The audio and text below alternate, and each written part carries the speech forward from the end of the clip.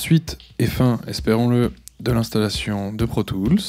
L'installation prenant environ 3/4 d'heure, on en profite pour régler le souci de conflit entre les raccourcis clavier Apple Avid. Préférences système, on ouvre donc les préférences clavier, on va dans raccourcis clavier et on clique d'abord sur dashboard et dock et on désactive le masquage du dock. Ensuite, dans exposé et space, on désactive le bureau. Dans saisie de texte, on enlève le déplacer le focus sur le volet de la fenêtre. Dans Spotlight, on vérifie que les deux sont décochés. Et dans les raccourcis d'application, on décoche LED. Il nous reste encore 37 minutes à attendre. On a le temps d'aller dans les préférences système, Spotlight, confidentialité. Et on va suivre la recommandation Avid d'aller ajouter les disques durs de travail, par exemple audio, sample, vidéo. Le but étant d'empêcher Spotlight de faire une indexation des fichiers contenus dans ces disques durs. Parce que si une indexation se lance pendant une session d'enregistrement, ça peut tout stopper et ça peut être gênant. Encore pas mal de temps à attendre. Donc on va en profiter pour aller sur le site de Avid, avid.com. Bon, on peut aller sur la version française, c'est quand même plus simple. On y trouve facilement les drivers, les derniers drivers pour la Digi03 et puis pour plein d'autres périphériques.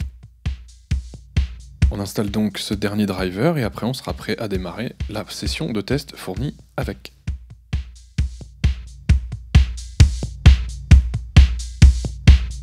On retourne ensuite sur le site d'Avid où il faut récupérer la licence iLock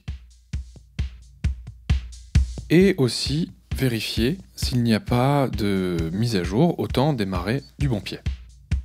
C'est le cas, nous avons la version 9.0.1 pour Mac qui fait 1 Go 2. Et ben on va la télécharger et on va aller boire un café. Je l'enregistre sur un disque dur séparé. Ça permet en cas de crash système d'avoir tout sous la main pour tout réinstaller. Ce fichier n'est valable que si on a installé Pro Tools via les DVD, sinon on peut télécharger la version complète, mais elle fait 4 Go 77, je crois. Donc comme tout à l'heure, on fait tout le process d'install. Voilà, c'est beaucoup plus court.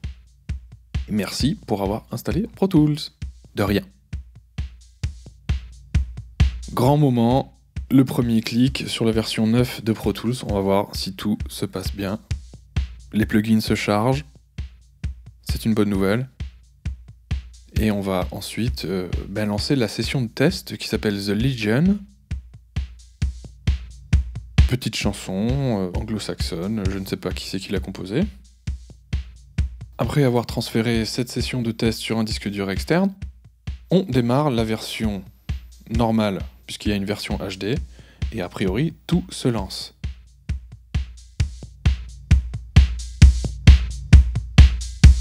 Le suspense, c'est de savoir si, en faisant play, ça va marcher tout de suite.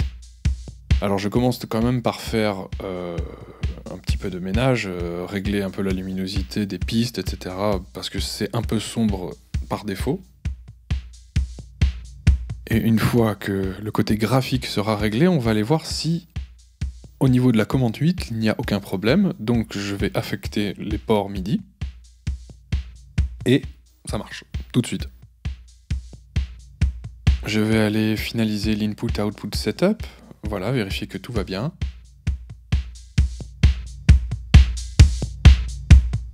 Et je vais faire play sur une petite piste en solo, et on va voir ce qui se passe. Magnifique, du premier coup. Bon, c'est pas folichon, c'est une petite boucle de batterie. Mais ça marche. Voilà, alors je mets stop.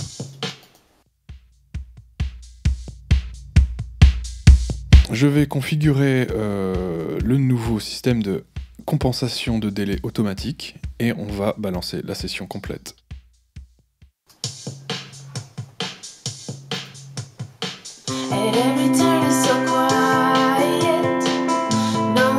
Devant ce succès, je vous dis à la prochaine et n'hésitez pas à me contacter si vous avez des questions.